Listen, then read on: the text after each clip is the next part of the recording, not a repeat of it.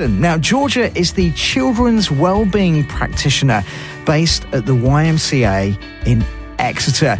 She's going to be sharing her faith story and why it's so important, particularly during the summer holidays, that we make sure our children and young people's well-being takes priority over activities, over social interaction. We'll be unpacking some of that after this song. Again, it's a pleasure to welcome our second guest to today's This Is My Story. Joining us all the way down from Exeter in Devon, a very good morning to Georgia Mutton. How are you doing, Georgia? Good morning. Yeah, I'm doing good, enjoying the sunshine. Yeah, you were saying before we came on air that it's basically been sunny for at least a month down there by now. How's the ground conditions at the moment? Is it pretty solid? Yeah, my grass is pretty dead. I worked very hard on that lawn and it has definitely dried up. I'm glad it's not just mine. Actually, yesterday I found a great deal on some child and pet friendly lawn treatment. And I thought, yeah, it makes sense to get it while it's half price. And when there's a bit more moisture around, maybe that will help things. But I'll tell you, yesterday, trying to set up the sunshade in the back garden for my youngest was an absolute battle. I had to go and get the hammer out in order to get the pegs into the ground so it didn't blow away. But the things that we'll do for the well-being of our children and young people, hey, that's something that we're going to be unpacking with Georgia this morning. So, Georgia, you grew up in a Christian household. So you described that you always knew God. Explain to us a bit more about that. What do you mean by knew God? Was it basically an assumption that, hey, God's real, so I'm going to have a relationship with him, and that's expressed through life as a family? Yeah, so I grew up in a Christian household. I have 3 older siblings, and so yeah, I'm the youngest of 4, so didn't have much choice in a lot of things when I was younger. And we went to church every week, and just prayed before dinner, always kind of usual things. So there was always the conversations of God in our family. I think having older siblings, actually, 2 of my brothers are quite a bit older than me. So having them that bit older as well, watching them and the way that they led their life with faith as well was really impactful on me, because I got to see kind of what it looked like as they got older and how faith became more and more real for them. So always kind of, grew up knowing of God, praying as a family. I actually struggled a lot with nightmares when I was younger. So we prayed the same prayer every single night, then no bad dreams would come past the door. So it was faith was very real growing up for me. It was something we always talked about. And so, I guess that's what I mean by I knew God. Although I would say that I didn't fully really have that, I guess, deep and solid relationship until later on in life. Sure. Now, I have to ask, obviously, with older brothers, did that help in some way? Because when you were 12, something that I wouldn't wish on any child took place in your family. But obviously, you had older siblings there. Explain to us what happened. Yeah, so when I was 12, my dad actually had an affair and left, which really, really shocked us all. It really rocked our world. I think particularly it rocked a lot of people in our church as well, because, my dad had a really strong faith and was looked up to by so many people. So it really, really rocked us. And I think that's probably the point where I kind of questioned a lot in faith, because I felt quite angry at God, thinking, how could you let something like that happen? And it definitely set up a kind of tricky trajectory for a few years in my life. I very much kind of struggled with my identity and who I was, and definitely led me down some slightly messy paths when I got to uni. Sure. I was trying to find identity in all the wrong kind of places. But I think having my older brothers definitely helped. I didn't actually speak to my dad for about 10 years.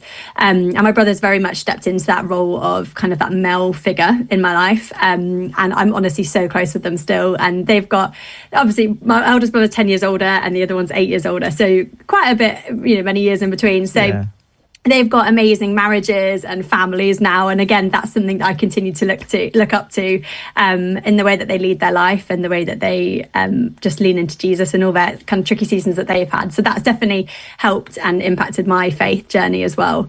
But as I said, I didn't speak to my dad for about 10 years, and that was really, really tricky. And I think during those kind of teen years, so I was 12 when it happened, I would probably describe my faith as kind of like sleepwalking. Yeah. Like I kind of knew who God was, but I didn't I knew he was there. I still went to church. I still believed in him, but I felt like there was probably like a bit of a distance between us because I was battling a lot of stuff, trying to work out and navigate, what life looked like. There was so many repercussions from my dad leaving as well. Like I was actually quite poorly. And so I think there was just a lot of stress and a lot of anxiety and a lot of uncertainty that kind of came from that, which definitely kind of held quite a big narrative during those years. Did you apportion some of the blame to God during that time, do you think? Yeah. I kind of was like, how can you be good? How can you be good but this happen? And then I think things that kind of carried on happening after that. Like I said, when I got to uni, I ended up making some really bad decisions. I got into really unhealthy relationships. And I think, again, I held a lot of that blame against my dad, partly because I found that I was, finding my worth and identity in all the wrong things. But I also kind of held a bit of that anger against God because I was like, where are you in all of this? What's happening? All that sort of thing. Yeah. Now, it's a bit of an aside, but the youngest member of the family is well into Disney animated films at the moment. In fact, I think I've heard Let It Go and other songs from Frozen possibly over 100 times during this past weekend as she's been reenacting them. And I'm trying to convince her, possibly at some point when I feel the sharks maybe aren't too scary, to watch Finding Nemo. Now, go with me on this, because there's a particular character in Finding Nemo that I absolutely love who says, "Grab shell, dude." I'm talking about turtles. And actually, turtles play a part in your relationship with God getting back into some kind of normality and some kind of depth, doesn't it? Yeah, I always think of the good quote, Finn Noggin, dude. I teach my nieces that one. But yes, turtles do have a big part of my life. So when I was at uni, I studied marine and natural history photography. And then kind of whilst I was doing that degree, so we share a campus at Falmouth University with Exeter. And I saw this kind of program to do marine turtle conservation in northern Cyprus, which is kind of run through Exeter University through their kind of like a zoology, marine biology kind of graduates that kind of do all that research, and they use it for PhDs. So they do a lot of research throughout the turtle conservation. And so I saw that and I thought, oh, I could do that. So I applied to go and I absolutely loved it. And then I ended up going kind of 3 more summers after that, which was an amazing experience. Getting to see turtles lay at night is incredible. And to actually like, you kind of end up like commander crawling along the sand, like with a red light on, trying not to freak the turtle out whilst you wait for them to see whether they're going to lay. And it's an amazing experience seeing it. And then we also get to do a lot of like raising awareness, protecting the beaches, all that kind of stuff. So it was a fantastic time out there. And it was actually during my time out there, I think I kind of got to a point where I was like, oh God, if you are real, please show me yourself. I think I had just got out of another kind of unhealthy relationship, and was just about to kind of like finish uni, and I was thinking like, what am I doing? Where am I going? Who am I? And so I just cried out to God on the beach, and I was like, if you're real, show yourself. And I didn't really like, it's hard to explain, but I just felt an incredible amount of peace. And I just really felt God's presence there with me. And I think in that moment, I was like, okay, I've got 1 more year of uni. I'm going to get back into church. I'm going to make some better decisions. I'm going to kind of cut some ties of things that aren't healthy. And then I decided that when I graduated, I was going to go to YWAM, which is Youth with a Mission, and do a discipleship training course. So it was kind of in my time out there that I was very much I think when you're away from everyone and technology, because I literally had no Wi-Fi, I was out in the middle of nowhere doing turtle conservation, it gives you a lot of time to think. And I think that's when I really was like, okay, I've got that space, I've got that opportunity to kind of just chat with God, because that's all I had out there in that sense. And then that's when I really felt like, okay, God's calling me to do something different. And YWAM took you to some pretty interesting places, didn't it? Yeah, it did. So I was in Hawaii, Kona. Not jealous at all. For my discipleship training school. So that was really cool. Hawaii is absolutely beautiful. I mean, I didn't actually get to experience too much of Hawaii because I actually went on crutches, which is a whole another story. So yeah, I went out to Hawaii I was there for about 3 months doing the discipleship training school.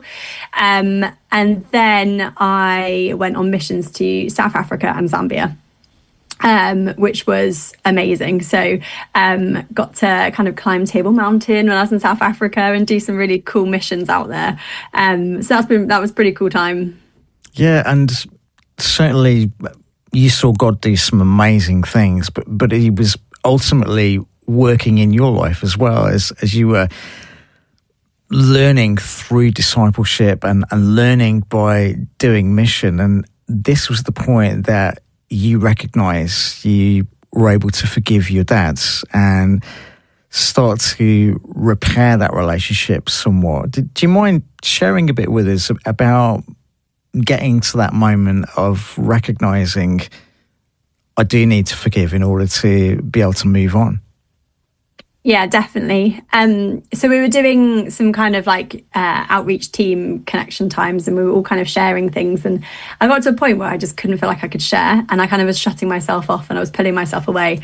And my outreach leader kind of called me out and was like, look, you can't just, not share. Everyone else is sharing things. You need to be, she's like, what's going on? And I was like, oh, I don't know. I'm just feeling really angry. And she was like, you need to go away and have a think about it. Kind of giving a bit of tough love. You need to go away and sort yourself out. And I remember I kind of took some time out, and I was very much aware like there was these feelings building in me, all this emotion of stuff that I hadn't processed, things that I hadn't let go of yet, a lot of blame I was holding and shame as well. And so I then kind of figured it out and realised, okay, yeah, there's a lot of stuff here with my dad that I need to work on. So I remember kind of texting her and being like, hey, can we meet for a chat? And actually, I just shared everything that had been going on in my life, all the mistakes I made, all the kind of mess and the pain that I was holding. And she was like, okay, we're going to just spend a bit of time and we're going to pray and we're going to ask the Holy Spirit to just reveal where God was in those moments. And I remember kind of being taken back to the night that we found out that my dad was not coming home, and we'd gone to my mum's friend's house, and I remember sitting in the kitchen with our pastor's wife and my mum's friend, and I could just hear my mum kind of crying in the front room with my pastor as they were kind of processing stuff. And I just remember like hearing that and being like, God, I don't want to hear that again. I don't want to be reminded of that, because you can imagine the kind of sound coming from my mum at that moment. And it was really, really hard. And I heard God say, no, don't focus on that, just look around the room. And I remember looking around and seeing Jesus standing in the corner weeping with me, and he was like, this isn't going to define you, I'm here, I'm with you, I've got you, like this hurts me too, kind of thing. And I just remember just seeing like Jesus in that room and being like, oh, that is so different to how I always imagined it and how I always saw it. I hadn't really seen that he was in there at that moment with me, and he also was weeping with me. And so that was a really powerful moment. And then we also looked at a few other kind of areas in my life and asked God to reveal where he was in those as well. And it was just so beautiful seeing that in the mess and in the pain and in the mistakes, like God was there. And so I think I came away from that being like, I need to call my dad, like I need to have this conversation. So I remember being in Hawaii, big time difference. So I kind of was like, right, I just texted him and said, look, I need to speak to you, can you be available? I think I did it that night actually. And when I phoned him, I just said, I don't want you to talk, I want you to just listen.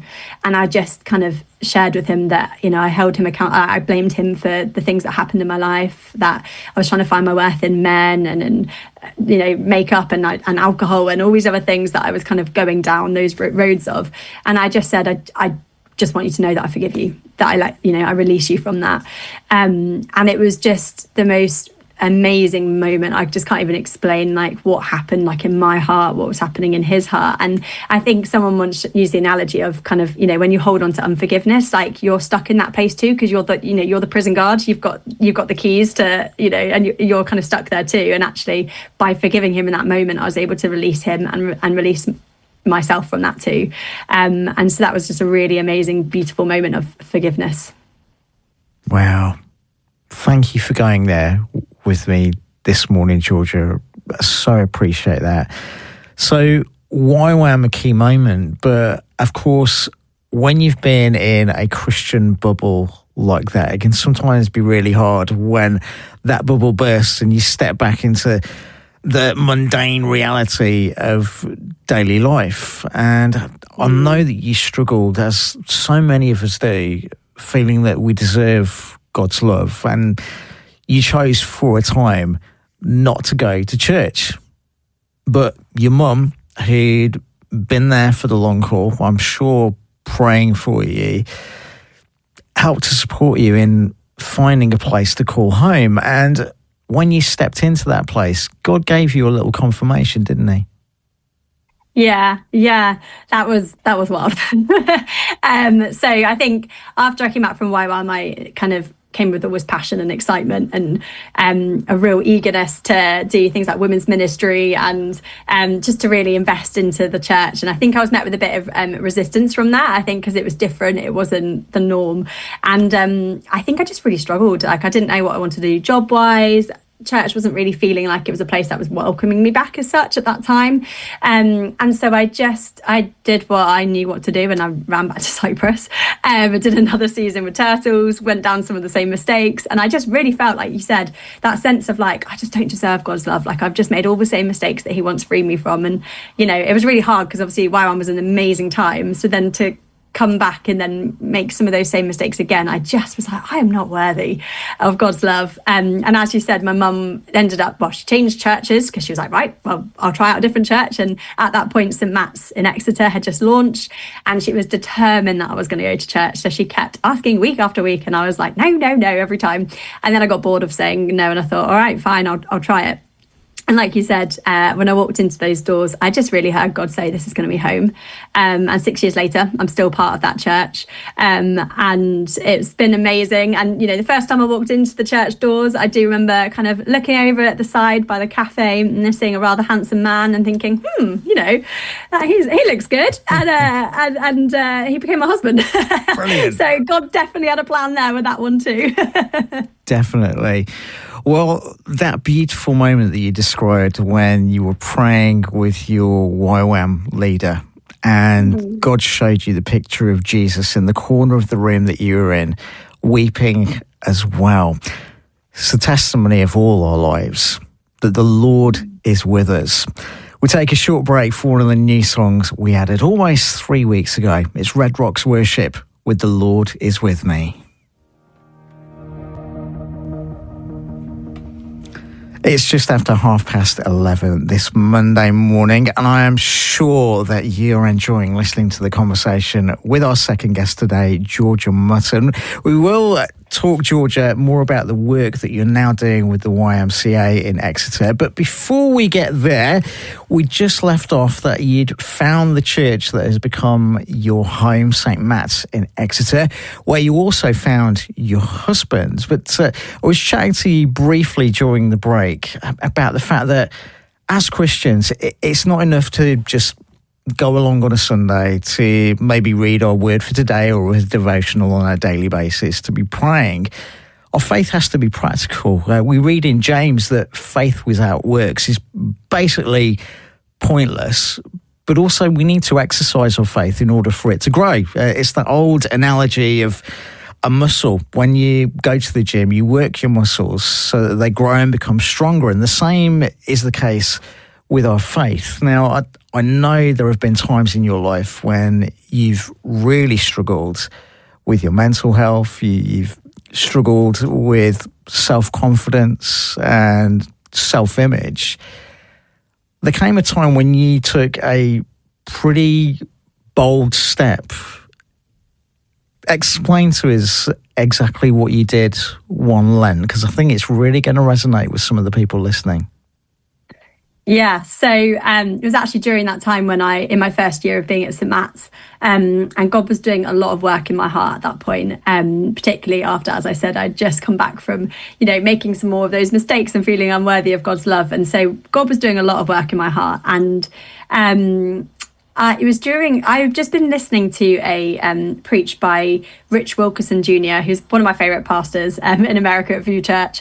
I just think he's great. The way he speaks and shares, I just love the energy he brings. And he was talking about this preach, which is called the 4 Secrets of Secure Women or something like that. And I was reading this because obviously at this point I've been finding my worth in all the wrong places, and I really felt like God, I was like, right, I want to be a secure woman, particularly as I had this big crush on my now husband, and I was thinking I need to be the most solid in my faith as I can be, because I don't want to find identity in him or in anyone else. I want to find my identity in God. So I watched this preach, and they were just sharing about how his wife Dawn Cherie is just so confident in who she is because God told her. He was trying to say about how he tried to compliment her, saying you're beautiful, and she's like, yeah, I know. And he's like, how do you know? And she's like, because God told me, And I was like, I am not this kind of girl. I do not have this confidence.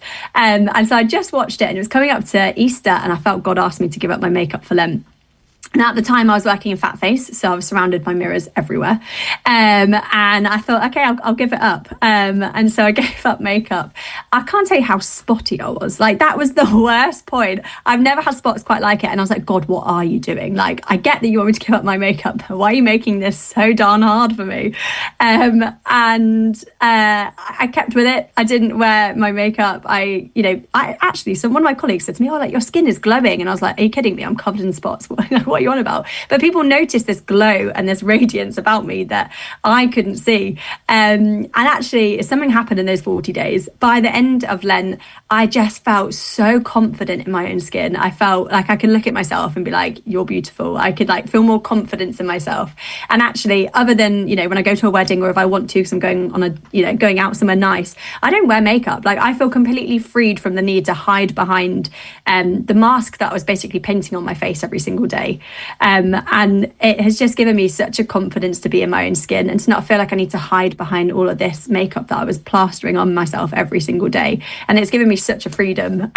So it was bold and scary and really, really tricky, but I have just found a real sense of confidence in who I am now. Yeah, go on, Georgia. So I'm assuming you'd recommend this practice to other people that are listening. Absolutely. I think, we try to find our identity and our worth in, we compare so much to other people and we don't look like that person. I'm not as skinny as that person. I haven't got their expensive clothes, whatever it might be. And it's just such an unhealthy kind of mindset to get into. And I think I really felt freed from that. And it's been so life-giving because I'm like, I can just be me. This is the way God's designed me. This is the way that, he's made me look. And I'm just like, I'm going to rock it. You might be listening today and thinking, well, it all sounds so straightforward, but I know the reality for me growing up, and I'm talking about you here, or the reality for your children or your grandchildren, it's not quite as straightforward as that. But let's give God thanks. Let's give God praise for what he's done in Georgia's life, because it's God at work, and God continues to be at work in your life, Georgia. Now, coming back to your time with YWAM, you received some pretty specific prophetic words and images, didn't you? Explain to us exactly what they were, and then we'll unpack what you're doing now. Yeah. So I had lots of really kind of specific words, both over kind of, actually, to be fair, linking into what I've just shared, actually, a lot about women's identity, pulling off kind of dead leaves from women and saying, you're not this, which is, was just so amazing. I feel very passionate about women's ministry, but I also kept getting these words about children. And I was thinking, I don't want to necessarily work with children. Women's ministry is my thing. That's what I want to do.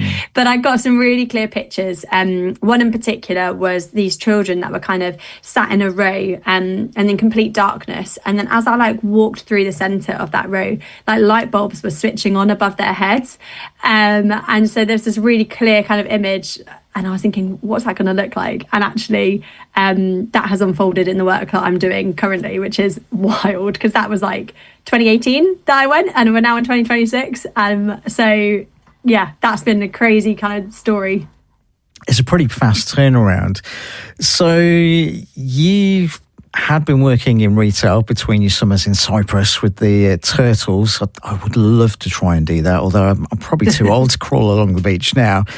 Then COVID hit, as it did for many of us, and stopped you from going out for turtle season. And you realised this wasn't the plan that God had for you. So how do you then come about getting into Christian ministry, in inverted commas? Because the truth is, as children of God, we're all involved in ministry in one way or another. But you found an opportunity to start to explore taking a different path and working with and for God. Yeah. So at the time, kind of about, just like you said, just before kind of as COVID was hitting, I was thinking, okay, what am I going to do? I can't do Cyprus, so what might I do? And I started having conversations at church. I was kind of involved with some of the student ministry. I started having a chat with kind of the associate vicar and Matt, and he was like, kind of like, oh, you know, what are you thinking about doing? Have you seen that there's some jobs, you know, at church? And I was like, weirdly enough, I was looking at the website last night, and I said, I did see that there was a youth pastor role. And he was like, yeah, have you thought about that at all? And I was like, not really sure if that's kind of, you know, the vibe I want to do. And we kind of kept having some of these conversations, and that thought kept being like put in my head. I'm like, maybe this is something I should be doing. And so I kind of had various conversations. I had one with our vicar as well, and I was just like really passionate. I was saying, like, you know, there's no junior Holy Spirit. Like in YWAM, it was incredible. You know, at lunchtime in the canteen, there'd be 6-year-olds coming up to you with prophetic words, and you're like, whoa. And I just was so encouraged by that. And I was like, you know, we should be teaching the young kids like how to hear the voice of God, because actually they can. And I was just really passionate about, you know, there's no junior Holy Spirit. And he was like, Georgia, have you thought about this job? Like, I just really feel like maybe this is a job you should apply for. And I was like, okay, it's no use fighting this. There's about 5 people now who have told me I should be doing this job. So I applied, and I ended up becoming the youth pastor, and I worked at St. Matt's for 3 years as the youth pastor there, which I absolutely loved. I loved being able to just make the Bible and faith just really accessible and fun for so many of the young people there. Like, young youth was full of young lads, so I had to really, you know, I had about 8 young boys, and I had to just really make it fun and chaotic, and just make it that they could go away remembering what the passage was, but doing it in a ridiculously messy, boy-friendly kind of way, you know. So we'd be getting their faces in water and then flour, trying to find jelly babies, thinking about finding the treasure of God, and, you know, all that kind of crazy stuff that we just did. It was great fun. So I kind of ended up there, and then unfortunately my job actually was made redundant, and that was a really painful time at church. And it was definitely a moment of I had to really work through a lot of that. It was quite messy, and a lot of relationships there were made quite difficult. And again, I just was like, do you know what? The devil thrives in disunity, and I did not want to play a part in that. And so I worked through it. I kind of went to do some counselling, actually, because I was like, I have a lot of anger here and a lot of like hurt, and I wanted to process it in a really healthy way, because I wanted to not let that impact like the place where I really felt we were called to be. And so did a lot of counselling and processing of all of that, and actually have an amazingly healthy relationship with our vicar again, and still, you know, very involved at St. Matt's, which has been amazing. But that definitely then opened up the doors to actually where God was then calling me next. Yeah, and you know, good on you, because a lot of people would cut their ties and go elsewhere and never look back. But you had the wisdom and the strength of character to go, no, I need to work through this. And perhaps it was some of your early experience with the breakdown in your family and processing some of that helped you have that mindset of working through the disunity and ultimately seeking God's wisdom on this, but also getting some very practical help in terms of the counselling. And I guess you found that so helpful that you decided to get some counselling skills yourself, which led to you applying for your role at the YMCA now as a children's wellbeing practitioner. So what does that involve exactly, Georgia? Yeah, so I went through a year's training in low intensity cognitive behavioural therapy. So basically, cognitive obviously is thinking about your thoughts, and then behaviour, your behaviours. And we basically look at this kind of cycle that creates. So when we're feeling anxious in a situation, we think about, what are you thinking? What are you doing? How does it make you feel? What's happening in your body? And we basically look at how we can try and change that negative cycle. So, if you're thinking people are going to judge me, you might avoid going to that party. So then you're going to feel sad and you're going to feel low, and that cycle continues going around and around. So what I've been trained in is thinking about how we can change that, whether it's changing some of the behaviors, whether it's changing some of those thoughts, to help children and young people basically overcome their anxieties or the low mood. Wow. It sounds incredible. And I have friends that have done CBT. It's not something that I've done before, but I know a lot of young people that would really benefit from this. And I'm going to assume that over the last 2.5 years, you've seen some of the impact on this on young people. Can you think of any examples, without identifying anyone, of how it's really brought about some positive mindset change? Yeah, absolutely. So I had a young client who was probably about 8 or 9 years old, and they had a real struggle to kind of like go with the flow.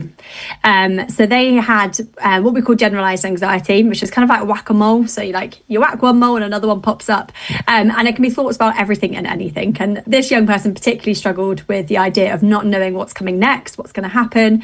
So it would have lots of what-if thoughts. So this anxiety was actually getting in the way of them being able to go kind of on sleepovers, or being able to just go, someone else take them to football club or whatever it might be, because they're like, well, what if they're late? Or what if this? Or what if I forget my water bottle? What if, all these worries that were constantly going around and around in their head. And so we used a intervention which is called worry management, which is where you learn to manage your worries into different categories. So important and can't be solved, or important and can be solved, for example. And so for the important can't be solved, you teach them a skill called worry time, where they spend like 10 minutes, same time every day, where they take all of those worries that can't be solved and they just think about them. So they pause when they pop up in the day, they're like, that's for worry time. And they'll pause it. And it's a real skill to learn. It's quite tricky, but they'll pause it and they'll come back to it later, and they can sit and they can worry about it then. And then we encourage them to do some kind of mindfulness after. So some breathing techniques just to ground them after they've thought about their worries before they go back and carry on the rest of their day. Or they can learn problem solving skills, where they think about all the different solutions that they could do.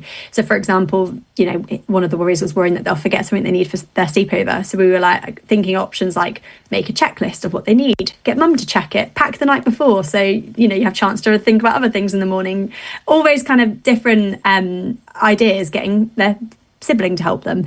And you basically then pick one that you're going to give a go, and then you give it a go and see how it works, and then reflect on whether that helped and whether you need to try it again, that sort of thing. So we went through this kind of intervention together, and it gave this young person all the skills that they needed. They actually created, to be able to collect their worries, they collected them in a worry jar, which we created together. And the mum actually was a counsellor, and so she was really into this, invested in this as well. And she was like, are you going to give your jar a name? And he was like, yeah, I'm going to call it Chris. So every week we're like, what's Chris collected this week? And we just made it really fun and really accessible for this young person to understand. And he loved it. He decorated Chris and found it great fun. And so we taught him all the skills he needed, and by the end he was able to go on a sleepover. And it was just so incredible to be able to give this young person this real freedom to do the things that they were struggling with, the things that they found too scary to do before, too worrying to do before. And actually this client, this is where it gets a bit crazy. This client drew me a picture at the end to say thank you. Yeah. And this client's not a Christian, doesn't have a faith, doesn't know that. I don't know if he necessarily knows that I was a Christian as such. And he drew this picture of a lighthouse. And on the card he wrote, "You are the light in the darkness," which didn't hit me at first. I kind of was like, oh, it's beautiful, it's really kind, And then I think I went away, and maybe a week or so later, I then went to my husband one night. Oh my goodness, that was a word that I literally got given when I was at YWAM. And I kind of had this moment of oh my goodness, I'm 100% doing what God has called me to do. And it was just this kind of wild moment where it just sunk in, and I was like, this is crazy. Like, God has 100% put me here for this reason. And it's just, it's so encouraging, but it's also so life-giving that I'm like, I'm doing exactly what God has called me to do. It's so encouraging. And people might be listening and thinking, well, that's all very well for that youngster with a worry jar called Chris. It's all very well for Lucy seeing this all taking place in and around Exeter. But what about me? What about my kids? Well, the good news is these sessions are available for you as well, aren't they? Yeah, absolutely. So we offer kind of low intensity cognitive behavioural therapy for anyone aged 5 to 18. We are based in Devon, so obviously mostly serving our local area, but there are so many charities all across England that do this. So I really do recommend that you have a look for low intensity cognitive behavioural therapy support. So many charities do it. And obviously there is your local NHS, although there are sometimes longer wait lists for that, sorry.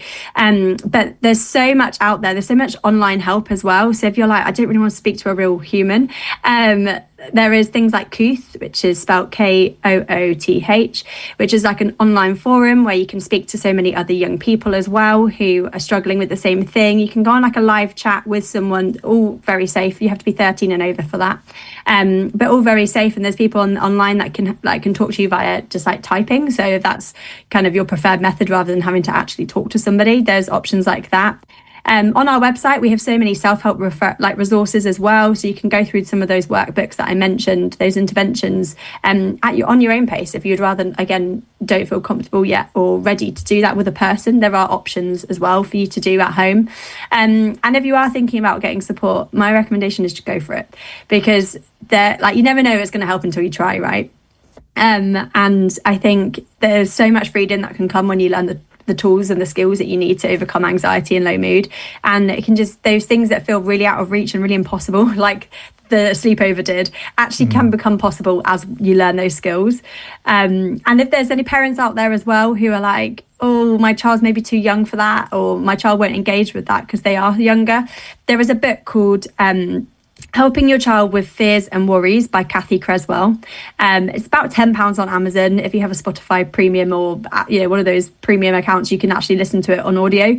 And it's absolutely fantastic book. It's one of the interventions that we actually do offer, which is called Parent Led, where we'd work with the parent, for example, if the child was maybe too young, maybe between 5 to 8. Yeah. It's just, the way it's written is phenomenal. It's laid out really easily. It's so accessible, and it just helps give you the skills that you can have to support your young person with their anxiety. So there's so much help out there. I really recommend, please just get it. Like, it's never too early to do it. The more skills you can equip them with, the better. Wow. Well, if you'd like to find out more about the resources available through YMCA Exeter, all you need to do is head to ymcaexeter.org.uk/services/CWP Wellbeing. The message is be kind to your mind. And obviously, when you're coming at that from the God perspective, it's an even better place